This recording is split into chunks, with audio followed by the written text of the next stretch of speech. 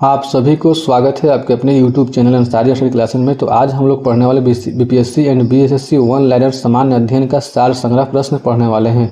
और दोस्तों, इस किताब में पिछले 34 वर्षों का प्रीवियस ईयर प्रश्न लगभग 18,000 प्रश्नों का संकलन किया गया है।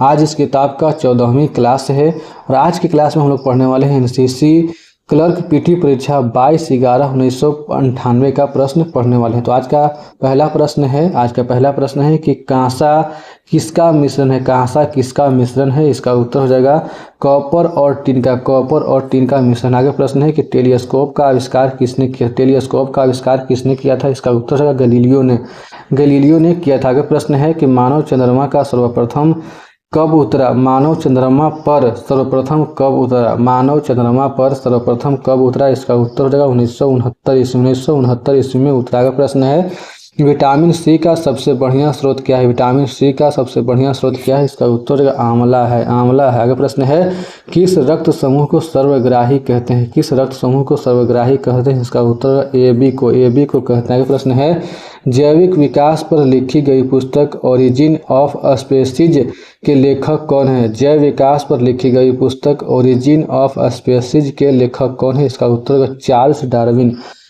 डार्विन है। आगे प्रश्न है भारत का सर्वाधिक जिंक उत्पादक राज्य कौन है। भारत का सर्वाधिक जिंक उत्पादक राज्य कौन है, इसका उत्तर होगा राजस्थान है।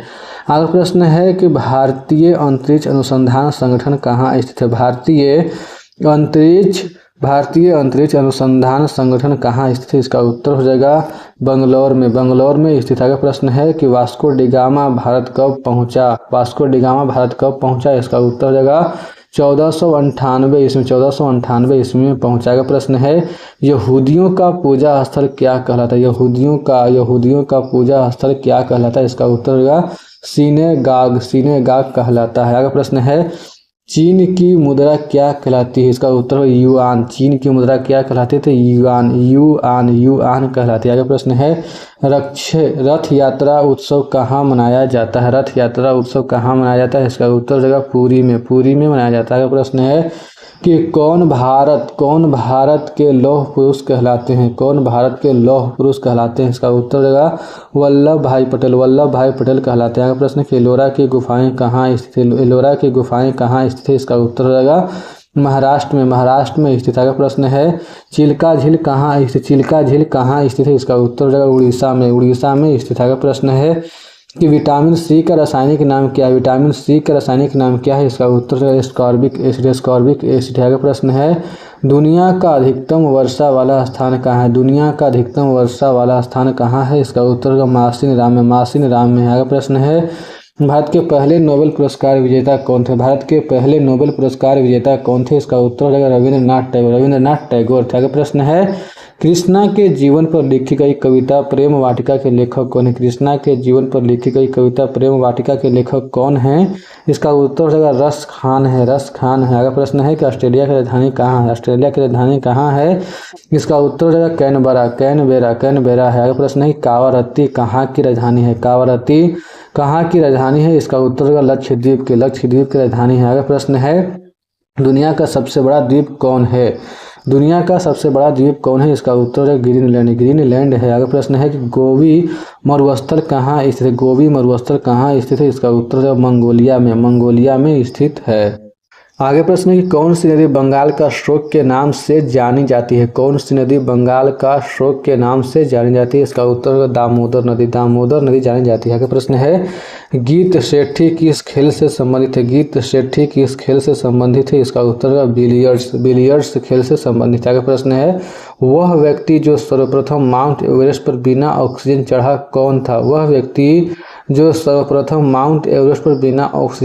कौन था। इसका उत्तर हो जाएगा फुदोरजी था। आगे प्रश्न है कि कौन कंगारुओं का देश के नाम से जाना जाता है। इसका उत्तर होगा ऑस्ट्रेलिया जाना जाता है। आगे प्रश्न है अलबरूनी भारत कब आया। इसका उत्तर 11वीं शताब्दी में आएगा। आगे प्रश्न है माउंट एवरेस्ट की ऊंचाई कितनी मीटर है। इसका उत्तर हो जाएगा 8,848 मीटर है। आगे प्रश्न है कि कॉगेप्ट्रिक्स पावर परियोजना कहाँ स्थित है। कॉगेट्रिक्स पावर परियोजना कहाँ स्थित? इसका उत्तर है कर्नाटक में। कर्नाटक में स्थित। आगे प्रश्न है कि प्रारंभिक वैदिक काल में जिस नदी का सर्वाधिक उल्लेख है वह कौन है? प्रारंभिक वैदिक काल में जिस नदी का सर्वाधिक उल्लेख है वह कौन है? इसका उत्तर सिंधु नदी। सिंधु नदी। आगे प्रश्न है कि गयकोड चोलपुरम का मंदिर कौन बनवाया? गयकोड चोलपुरम का मंदिर कौन बनवाया था? इसका उत्तर हो जाएगा राजेंद्र प्रथम। राजेंद्र प्रथम ने बनवाया था। आगे प्रश्न है कि रणजी ट्रॉफी किससे संबंधित है? रणजी ट्रॉफी किससे संबंधित है? इसका उत्तर हो जाएगा क्रिकेट से। क्रिकेट से संबंधित है। आगे प्रश्न है कुकी जनजाति के लोग कहाँ रहते हैं? कुकी जनजाति के लोग कहाँ रहते हैं? इसका उत्तर है मणिपुर में। मणिपुर में रहते हैं। आगे प्रश्न है कि गॉर्डन रिच जहाज बनाने का कारखाना कहाँ स्थित?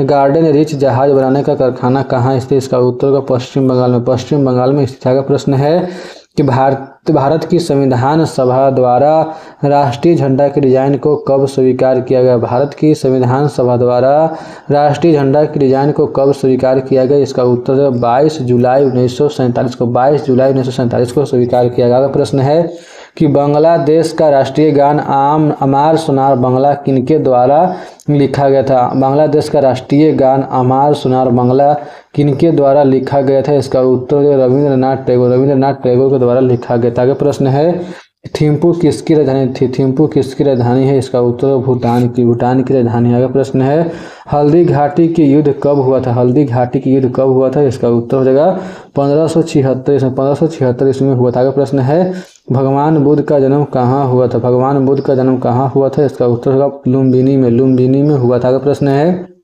कि गदर पार्टी कहाँ संगठित हुई थी? गदर पार्टी कहाँ संगठित हुई थी? इसका उत्तर अमेरिका में। अमेरिका में हुई थी। आगे प्रश्न है भारत के संविधान द्वारा कैसी नागरिकता का प्रावधान है? भारत के संविधान द्वारा कैसी नागरिकता का प्रावधान है? इसका उत्तर एक हरी नागरिकता का प्रावधान है।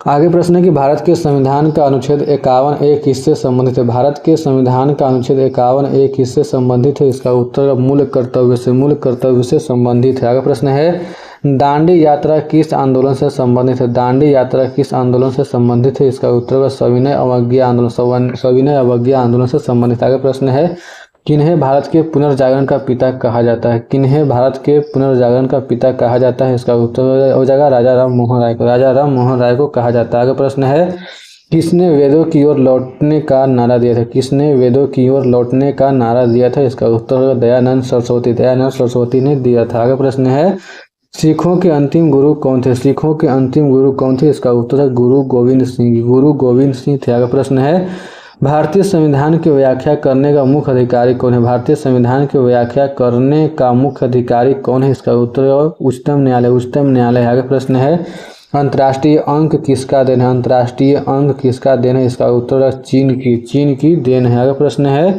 बांध का जल से क्या बदलने मदद मिलती है? बांध का जल से क्या बदलने मदद मिलती है? इसका उत्तर है जल ऊर्जा से विद्युत ऊर्जा बदलने में मदद मिलती है। जल ऊर्जा से विद्युत ऊर्जा में बदलने में मदद मिलती है। आगे प्रश्न है रसायन शास्त्र के सार्वभौमिक घुलनशील घोल क्या है? रसायन शास्त्र में सार्वभौमिक घुलनशील क्या है? इसका उत्तर हो जाएगा जल है। आगे प्रश्न है विटामिन डी की कमी से क्या होता है? विटामिन डी की कमी से क्या होता है? इसका उत्तर है सूखा रोग होता है। आगे प्रश्न है खाद्य भंडारण में धुमकरों का इस्तेमाल किन्हें समाप्त करने के लिए किया जाता है? खाद्य भंडारण में धुमकरों का इस्तेमाल किन्हें समाप्त करने के लिए किया जाता है? इसका उत्तर है कीड़े मकोड़े को समाप्त करने के लिए किया जाता है। अगर प्रश्न है कि पृथ्वी के वायुमंडल का मुख्य उपादान तत्व कौन है? पृथ्वी के वायुमंडल का मुख्य उपादान तत्व कौन है? इसका उत्तर नाइट्रोजन है। आगे प्रश्न है कि पृथ्वी के वायुमंडल में ओजोन की गर्त क्यों उपयोग होती है? पृथ्वी के वायुमंडल में ओजोन की गर्त क्यों उपयोग होती है? इसका उत्तर है क्योंकि वह सूर्य से निकली समस्त अल्ट्रावायलेट रोशनी को अवशोषित कर लेती है। आगे प्रश्न है पौधे प्रकाश संश्लेषण में क्या उपयोग करते हैं? पौधे प्रकाश संश्लेषण में क्या उपयोग करते हैं? इसका उत्तर है कार्बन डाइऑक्साइड, जल एवं सूर्य की रोशनी। कार्बन डाइऑक्साइड, जल एवं सूर्य की रोशनी जो है कि उपयोग करते हैं। आगे प्रश्न है, किसी तत्व की आणविक संख्या किसके बराबर होती है? किसी तत्व की आणविक संख्या किसके बराबर होती है? इसका उत्तर होगा न्यूट्रॉन्स की संख्या। न्यूट्रॉन्स की संख्या के बराबर होती है। इसका प्रश्न है, पृथ्वी की सौर प्रणाली में कितने ग्रह हैं? पृथ्वी की सौर प्रणाली में कितने ग्रह हैं? इसका उत्तर 8 ग्रह। 8 ग्रह हैं। आगे प्रश्न है, परमाणु के केंद्र बिंदु में क्या होता है? परमाणु के केंद्र बिंदु में क्या होता है? इसका उत्तर प्रोटॉन्स एवं न्यूट्रॉन्स। प्रोटॉन्स एवं न्यूट्रॉन्स होता है।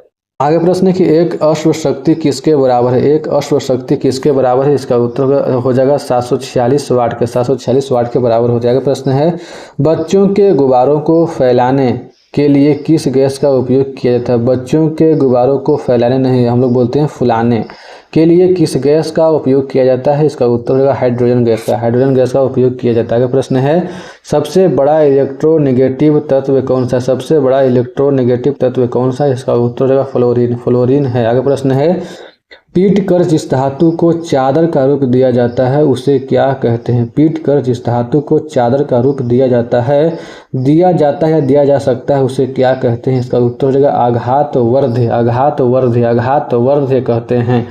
आगे प्रश्न है कि किस रासायनिक वस्तु का प्रयोग चेतना शून्य करने के लिए किया जाता है? किस रासायनिक वस्तु का प्रयोग चेतना शून्य करने के लिए किया जाता है? इसका उत्तर हो जाएगा क्लोरोफॉर्म। क्लोरोफॉर्म। आगे प्रश्न है कि सरल हरात्मक गति को क्या कहा जाता है? सरल हरात्मक गति को क्या कहा जाता है? इसका उत्तर हो जाएगा एक आवधिक गति। एक आवधिक गति कहा जाता है। आगे प्रश्न है, एक के ऊपर एक रखे गए दो शीशे की प्लेटों को जिनके बीच में पानी है आसानी से अलग नहीं किया जा सकता है, इसका कारण क्या है? एक के ऊपर एक रखे गए दो शीशे की प्लेटों को जिनके बीच में पानी है आसानी से अलग नहीं किया जा सकता है, इसका कारण क्या है? इसका उत्तर सतही तनाव। सतही तनाव है। आगे प्रश्न है, भौतिक अथवा रासायनिक तुला किस सिद्धांत पर काम करता है? भौतिक अथवा रासायनिक तुला किस सिद्धांत पर काम करता है? इसका उत्तर लीवर के। आगे प्रश्न है कि पहाड़ी स्थानों पर जल का क्वथनांक कम होता है, क्यों? पहाड़ी स्थानों पर जल का क्वथनांक कम होता है, क्यों? क्योंकि पहाड़ी स्थानों पर वायुमंडल का दबाव कम होता है। क्योंकि पहाड़ी स्थानों पर वायुमंडल का दबाव कम होता है। आगे प्रश्न है, वाहन से सफर करने वाला व्यक्ति अचानक ब्रेक लगाने पर आगे की ओर गिर पड़ता है, क्यों? वाहन से सफर करने वाला व्यक्ति अचानक ब्रेक लगाने पर आगे की ओर गिर पड़ता है, क्यों? क्योंकि गति की जड़ता के कारण आगे की ओर गिर पड़ता है। प्रश्न है, सुबह के समय यदि हवा में धुआं अधिक हो तो कोहरा भी अधिक क्यों होता है? सुबह के समय यदि हवा में धुआं अधिक हो तो कोहरा भी अधिक क्यों होता है? इसका उत्तर हो जाएगा क्योंकि वायु में मौजूद जलवाष्प धुओं के कणों पर जमा होता है। वायु में मौजूद जलवाष्प धुओं के कणों पर जमा होता है। आगे प्रश्न है कि जब गोली किसी लक्ष्य पर लगती है तो वह गल क्यों जाता है? जब गोली किसी लक्ष्य पर लगती है तो वह गल क्यों जाती है? इसका उत्तर हो जाएगा क्योंकि इसकी गति संबंधी ऊर्जा ऊष्मा में बदल जाती है, क्योंकि यह अवरोधक द्वारा रोक दिया जाता है। क्योंकि इसकी गति संबंधी ऊर्जा ऊष्मा में बदल जाती है, क्योंकि यह अवरोधक द्वारा रोक दिया जाता है। यानी कि प्रश्न देख लीजिए, बहुत अच्छा प्रश्न है कि जब गोली किसी लक्ष्य पर लगती है तो वह गल क्यों जाता है? तो इसकी गति संबंधी ऊर्जा ऊष्मा में बदल जाती है। इसकी गति संबंधी जो ऊर्जा है ऊष्मा में बदल जाती है, क्योंकि यह अवरोधक द्वारा रोक दिया जाता है। आगे प्रश्न है कि चाय की केतली के ढक्कन में एक छेद क्यों रहता है? चाय की केतली के ढक्कन में एक छेद क्यों रहता है? इसका उत्तर हो जाएगा चाय आसानी से उड़ेली जा सकती है, क्योंकि छिद्र में हवा प्रवेश करती है। चाय आसानी से उड़ेली जा सकती है क्योंकि छिद्र में हवा प्रवेश करती है। आगे प्रश्न है कि तराशा हुआ हीरा क्यों चमकता है? तराशा हुआ हीरा क्यों चमकता है? इसका उत्तर है क्योंकि प्रकाश के कुल परावर्तन के कारण। प्रकाश के कुल परावर्तन के कारण तराशा हुआ हीरा क्यों चमकता है? प्रकाश के कुल परावर्तन के कारण चमकता है। तो ठीक है दोस्तों, उम्मीद करता हूँ कि आप लोगों को मेरा वीडियो पसंद आया होगा। और अगली क्लास में हम लोग पढ़ने वाले हैं पौधा संरक्षक पर्यवेक्षक पीटी परीक्षा 13/12/1998 का प्रश्न अगली क्लास में पढ़ने वाले हैं। तो अगर वीडियो अच्छा लगा हो दोस्तों तो वीडियो को लाइक कीजिए, दोस्तों के साथ शेयर कीजिए। अगर चैनल पे नए हैं तो चैनल को सब्सक्राइब कीजिए। वीडियो को देखने के लिए बहुत बहुत धन्यवाद दोस्तों। मिलते हैं नेक्स्ट क्लास में, तब तक के लिए जय हिंद दोस्तों।